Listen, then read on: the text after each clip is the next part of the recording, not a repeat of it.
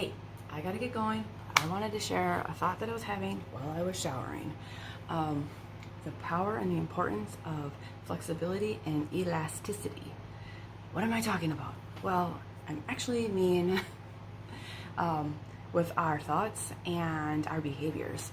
A lot of the times we get really stuck in like routines or repeat thought processes and stories, and when anything that could possibly interfere with that cycle continuing comes along, we reject it with a vengeance and severe prejudice. And the reason for that is because our brains, like our primal brains, love predictability. It likes to know exactly what's happening, and it wants to keep us very safely in our crude cave so that we don't go out and get killed by everything. But here is the thing. If we get too stuck into doing things a certain way all the time, or thinking a certain way all the time, and we aren't freely opening ourselves up to other possibilities or add-ons to that, like maybe we want to have an addition to this new thought or routine, or maybe we need to shake the whole thing up. But if we don't allow for ourselves to flow with life and being able to mold ourselves to the current situation, it can lead to some situations for us. Imagine, okay, everybody knows a rubber band, right? You get a brand new fresh rubber band and it's all rubbery, and you can pull it and you can fling it across the room, you can wrap it around a whole bunch of stuff and hold things together. But what happens when that rubber band sits unused for some time and you go and you pull it out? That rubber band, it's brittle and its elasticity has become rigid. It's not able to be that flexible anymore. And when you go to try to do all the fun things you did with it when it was younger, guess what happens? It breaks. And that is how our brains are, kind of, like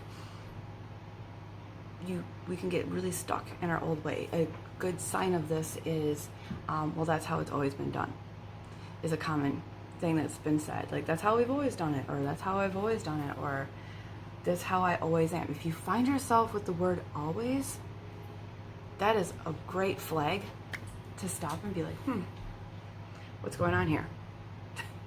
Because words like always, where it's like all inclusive and there's no way in hell there's no wiggle room for anything else, it usually shows us that there's some kind of story or rule going on in our brains, and that's why we will defend it. We don't even really notice that we're doing this until we do start noticing it. When we become more aware of ourselves, then we start to notice these things. And this stuff isn't taught in schools. This is not normal for the human existence, really. But I feel like it is becoming to be normal. It is becoming more acceptable to talk about mental health and mindsets and thought processes, and it's becoming more acceptable to question the way things have always been done.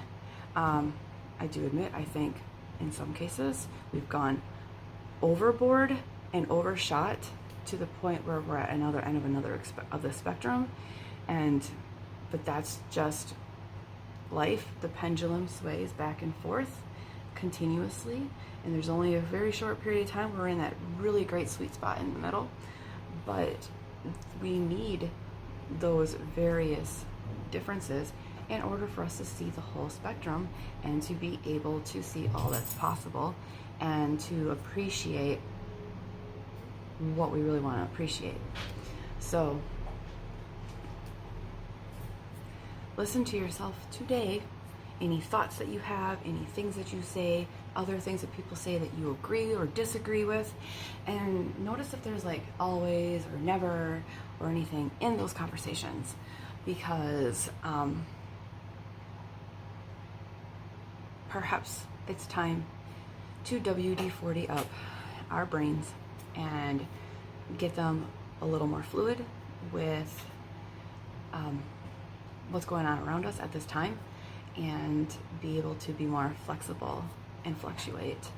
Because when we stop fighting the flow, we're able to navigate our lives so much better. I actually, I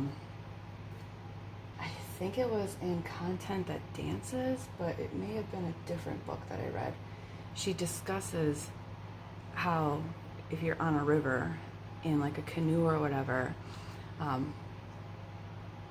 navigating through the rapids and whatnot is so much easier when you are working with the flow as opposed to fighting it.